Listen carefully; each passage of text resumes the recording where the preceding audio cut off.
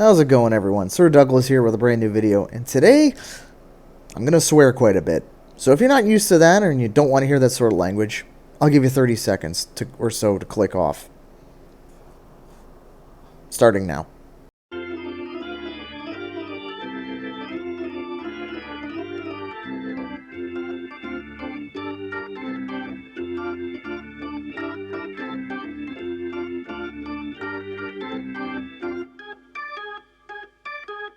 Now that all the prudes are gone, fuck this fucking bullshit. It's my honest opinion that the 19-time reigning and defending Grey Cup champions, the Toronto Argonauts, will no longer be the reigning and defending Grey Cup champions come November 16th. Unlike some people who aren't willing to admit it, I will. This club, this season, has been atrocious. Another game that we should have won, we just got pissed away. Upon sober review, Ottawa 46, Toronto 42. I don't even know where to begin. I mean, if you're a neutral, you're watching great back and forth football, where defense is merely a buzzword. If you're a Tiger Cats fan, a Blue Bombers fan, or a Chad Kelly hater, you're just ecstatic to see the Argos eat shit again. If you're a Red Blacks fan, you're wondering, how the hell did we pull that off? Nevertheless, since this is an Argo-centric channel, you're probably thinking like the Bowl of Petunias was in The Hitchhiker's Guide to the Galaxy. Oh no, not again. Fire up the infinite improbability drive and let's fill the Sinisphere with steam whistle. With the depth charts this week, Derek Sluka and Jeremiah Mojo return to the lineup, as does Jack Cassar and Jake Herslow. They both come back. Felix Grand-Gauthier making his Toronto debut this week. Everyone that was pulled, to the exception of Steven Smith and Ricky Correa, are no longer with the team as of today. Go figure on that. On to the game summary now. It was a hot and muggy afternoon at BMO Field. It was actually as Ottawa kicked off to Toronto. So hot, in fact, that those sitting on the east side stands, where the sun is usually hits the most of the people there relocated to the west side stands if there was any room, and that was just to get in the shade because it was actually very hot. If I were in charge, I'd be putting the opposing fans in the east stands, but anyway, that's just me. Anyway, the Argos' first drive was actually great. It was a good mix of run and pass, led to Nick Barbuckle dropping back and lobbing one right into the arms of Dejan Brissett, who was a solid 5 yards clear of the closest Ottawa defender.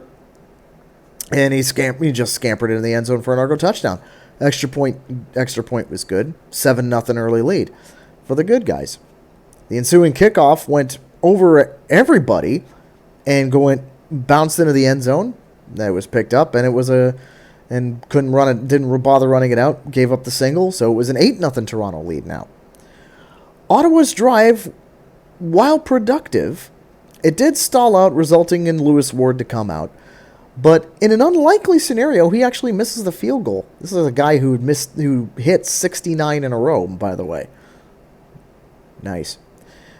Janarian Grant made kind of a half-assed attempt to take it out of the end zone, but he ultimately decided, yeah, I'm just going to kind of take a knee and take a little bit of a hit here. Not much. It resulted in a single point for Ottawa, so an 8-1 lead now for the Argonauts.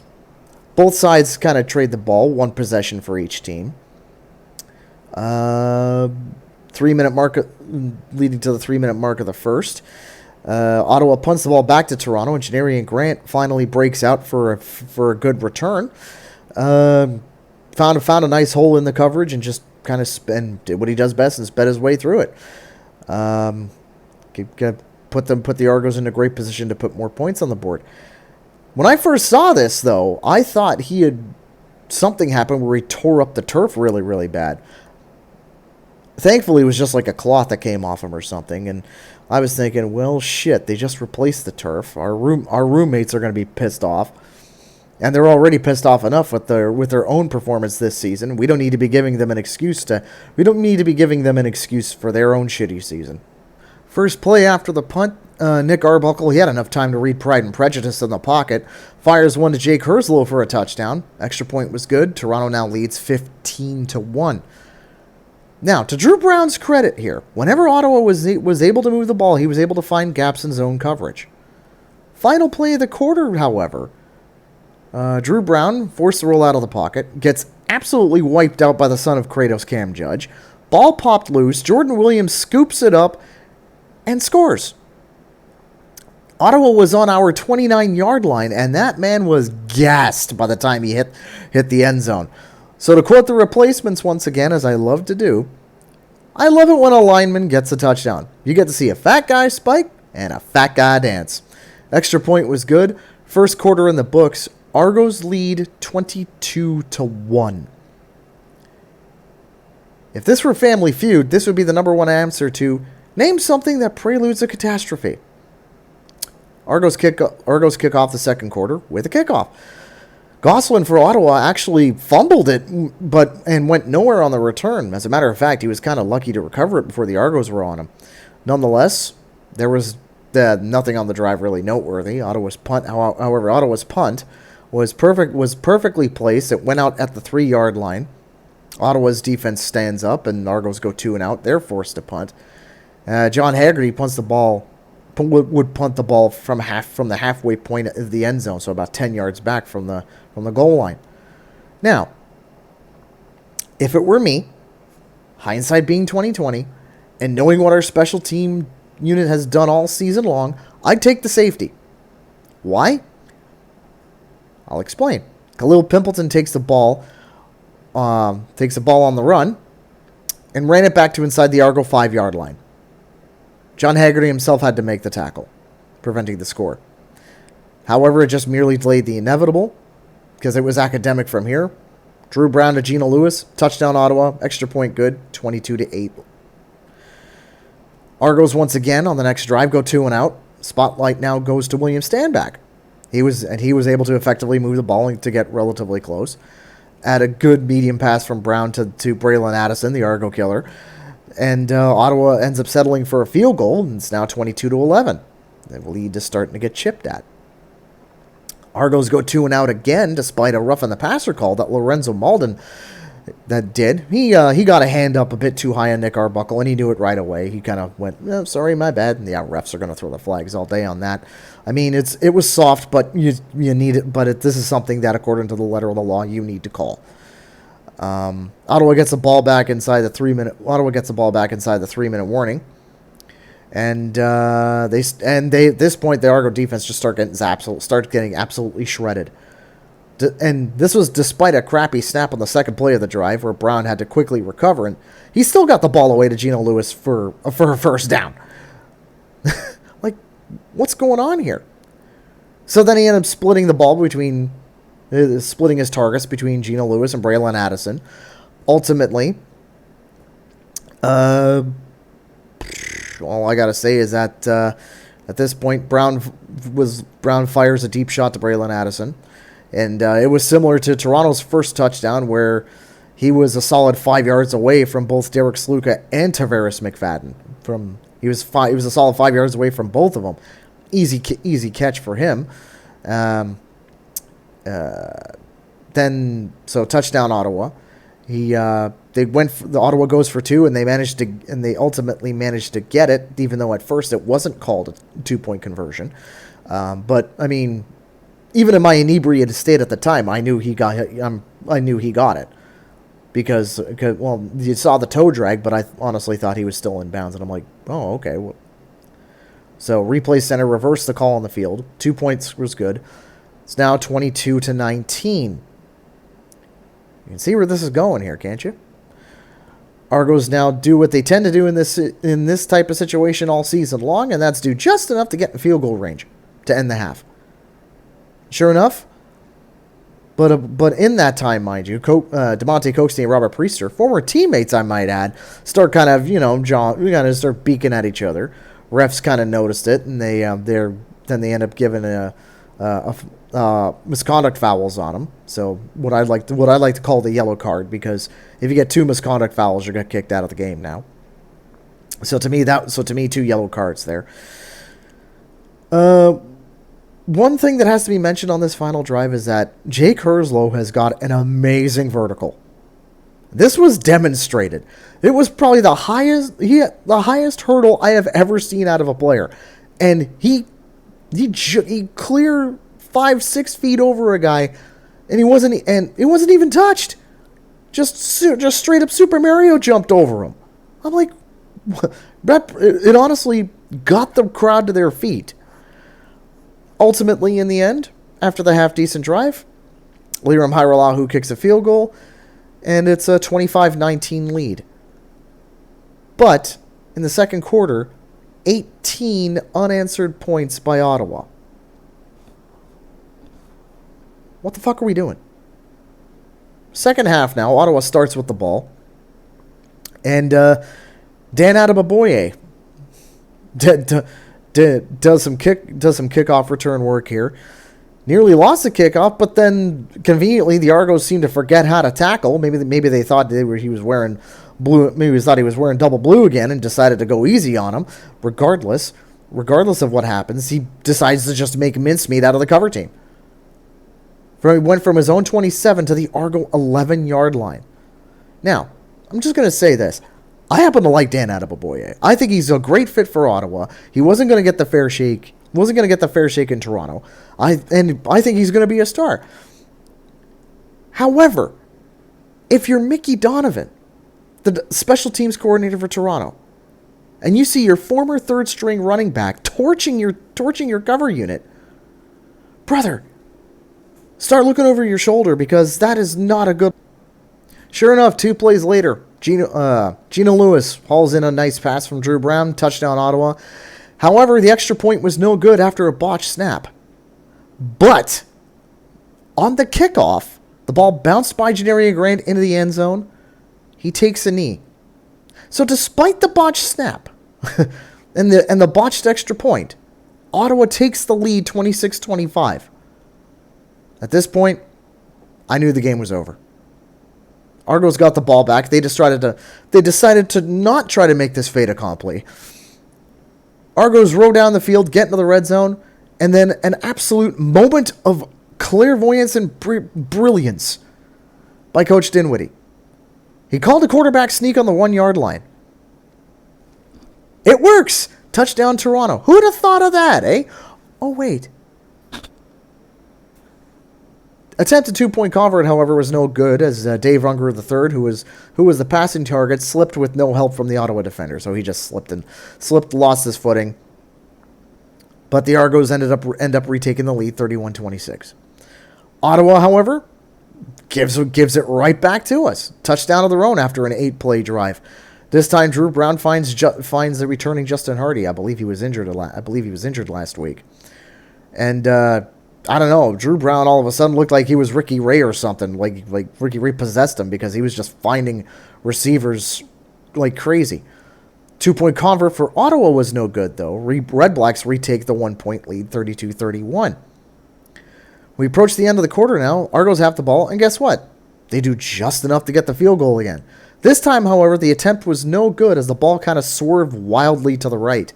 Khalil Pimpleton takes it out of the end zone to prevent the single. 3 quarters of play over.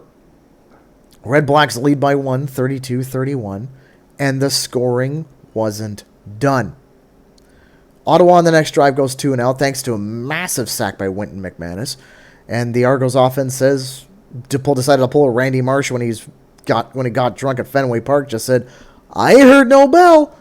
7-play drive that started in Ottawa territory, thanks to the punt originating from about 15 yards deep in Ottawa's end zone, results in a touchdown as Nick Arbuckle found Davaris Daniels completely uncovered in kind of a short pass situation. He found Davaris Daniels. 2-point convert, however, was good this time as Nick Arbuckle found Jake Herzlow in the end zone. Toronto retakes the lead, 39-32. These two teams are knocking 7 bells out of each other. Ottawa had a half-decent return on the kickoff back to the 37-yard line. Here comes William Stanback and the clock-control team now. Defense starts to get bullied. One massive pass by Brown to Khalil Pimpleton moves Ottawa up to scoring range, and they keep rushing the ball. This was capped by Drew Brown calling his own number. Gets in there for a touchdown, extra point good. 39 apiece. All square going into the closing moments of the game now. Argos get the ball back, and they slightly disappoint on this drive. They move the ball to get to within field goal range. They stall out again. Liram Hajrullahu, field goal was good enough, though. 42-39. However, Ottawa decided to go for the knockout. They said enough was enough. The defense... I don't know if the defense was gassed, but they had absolutely zero answers for this. They couldn't stop second down conversions, couldn't stop third down conversions. They wouldn't be able to stop that hamster zorb that they run through the south end zone during the TV timeouts. 43 seconds left. Drew Brown, Justin Hardy. Great, and it was a great catch by him, by the way. I can't even be mad at that. Touchdown, extra point good. 46-42, Ottawa leads again. This, however, I can get mad at. Nick Arbuckle, in what could be described as typical fashion for this season, overthrows DeMonte Coxey, picked off by Robert Priester. Game over. If you want some positivity out of this, it's the fact that the season tiebreak does go to Toronto. Ottawa needed to beat us by 14 points, and they didn't do that. But that's where it ends. Like I said last week, when one unit shines, another unit shits the bed. In this case, it was 2/3 of the fucking team that decided to shit the bed. If you want to blame Nick Arbuckle from this one, you're blaming the wrong guy. He had a really, really good game. He went 32 for 38, 317 yards, 3 touchdowns, and a pick. And that pick was a situation that he never should have been put into at the start based on how the game started. The defense made Drew Brown look like made him look like, I wouldn't even say Ricky Ray. I'd say that we made him look like Anthony Calvillo out there. 26 for 31, 373 yards, 5 touchdowns, no interceptions. Run defense did what they normally do, and that's not well. William Stanback got 84 yards on the ground. Special teams? They're a goddamn Greek tragedy. At this point, it's my personal opinion. This club, for 2025 season, is cooked. Right now, it's only blue rare, but depending on how the rest of the season goes, I'm thinking it'll be medium by Labor Day, and then possibly by week 20, it'll be Anakin, I have the high ground. 3 major reasons why I've just said that this is the case. 3 major reasons. First, Coach Demetrius Maxey leaving for Edmonton and taking the whole defensive line with him. And a couple other people, too. 2, Chad Kelly's injury taking forever to heal, if that's even the problem at this point, which I doubt. And 3, no real solution to the running back position. We got rid of Kadeem Carey, who went to Saskatchewan, and Kevin Brown, who went to Hamilton, and as of Sunday, Kalen Laybourne is added to the list of get the hell out, you're fired. The youth movement that we went with has mightily struggled, both on the field and with injuries. Combine all those 3 moments, those 3 reasons, with the remaining schedule, where you have to play Hamilton twice more, Edmonton twice, BC twice, Montreal, Calgary, and Saskatchewan one more time. It's not looking very promising, is it?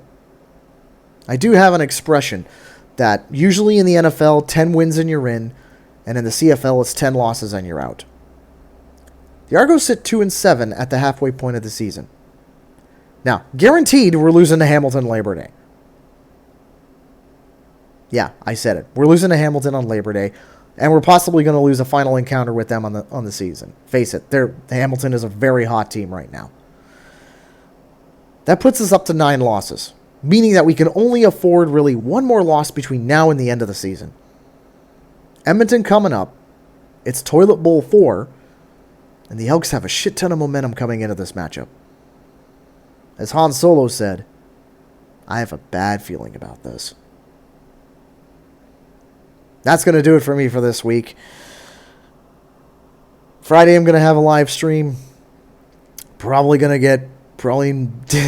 get to watch my soul leave my body as I watch this team. Please just prove me wrong, guys. Just prove me wrong. That's all I ask. Prove me wrong. Anyways, we'll see you then.